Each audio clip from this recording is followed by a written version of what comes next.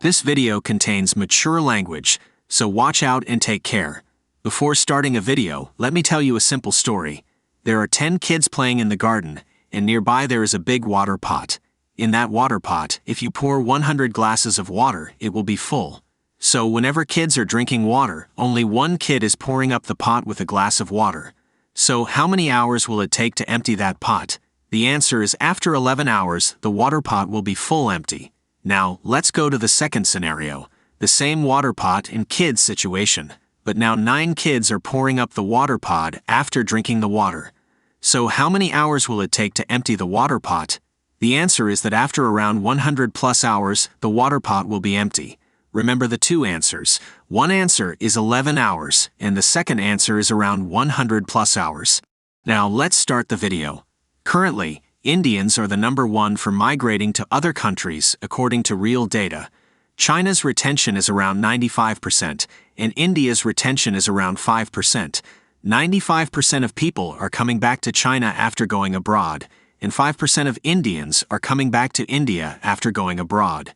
Indian origins peoples are taking other people's jobs, destroying North American, European, and Australian countries, even they are in a country like Africa, for a better education and life. Are you serious? In 1947, India got independence from Britain. So let's start comparing China to India.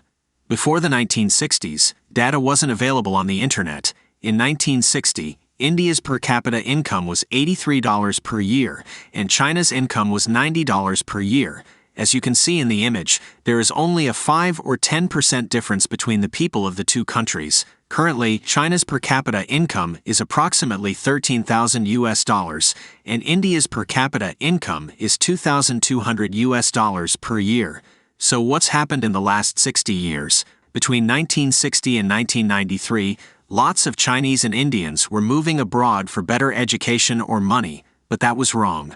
From 1978 to 2019, among the 6.56 million Chinese students who went abroad for study, 4.9 million of them completed their studies, and 86% returned to China after graduating, according to the Ministry of Education China. Only 14% are staying abroad. Between 2013 and 2022, 95% of Chinese students returned to China after completing their studies in other countries, while between that same time, only 5 to 10% of Indians came back to India after going abroad. In 2021, Canada admitted a record 405,000 new immigrants. Among them, nearly 100,000 were Indians who have become permanent residents of Canada. At the end of June 2020, 721,050 Indian-born people were living in Australia, more than twice the number on June 30, 2010. According to the data, every day, 400 people commit suicide in India, and 600 people quit Indian citizenship. After watching all this data shit, you're going to tell me it's the government's problem to fix all these problems. But no, it's people's problems, not the government's. Look at this grocery rate between India and China. There is a large difference between them, but the Chinese people have more income compared to the Indians. If you look at Pakistan, they are all doing the same thing, like Indians going abroad for money, education, and a better lifestyle, and now look at how their country is dying. If Indians are not going to be banned, India will face the same problems as Pakistan in the upcoming 50 years, based on the data.